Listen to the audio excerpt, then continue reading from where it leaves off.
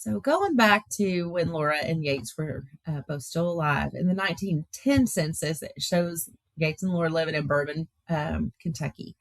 And they were married at the time 13 years and had 7 children, and their nephew Grover Ard living with them. Well, you'll recall Grover Ard was present when Yates was shot by his son-in-law.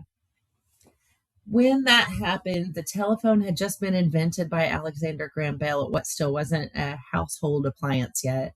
Henry Ford had just hit this 1 millionth mark of production of the Model T cars, but that it wasn't common for people to have cars. Horses and buggies were still the primary transportation back then. And Thomas Edison's light bulb had just begun to light up people's homes, but not in this area just yet.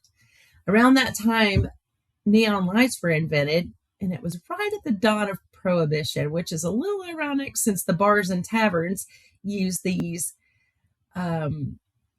neon lights to indicate where the underground speakeasies could be found. And the neon lights would say bar or club so that locals would know what door to knock on so that they could get their drink on, kind of against the law. So talking about his children, Yates's oldest daughter, Debbie Burton Hudson, was the wife of the man that shot her daddy, Henry Newton Burton. They had 3 small children, Russell T. Hudson, Oda L. Hudson, who later married a McClure, and Clarence Burton Hudson. So when Henry went to prison for murder in 1915, the kids were 11, 8, and 7 years old, respectively. And then when he got back, his daughter Evelyn was born in 1917 in June. So it seems like his 2 to 5 year sentence was shortened to perhaps only a year or so. I wonder how Debbie must have felt. She was married to the man that shot her dad.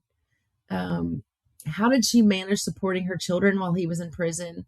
What was it like welcoming Henry back home when he got out? I can't say for sure how Debbie felt mourning the loss of her dad, being married to her dad's murderer, how it impacted the rest of her brothers and sisters, whether they had Thanksgiving dinner together or never spoke to one another again, I cannot say. But I can tell you this, I'd be scared to burn Henry's dinner.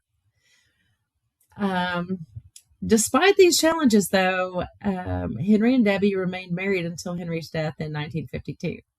And in 1974, Debbie passed away in Carbondale, Illinois, and is buried in the Houstonville Cemetery.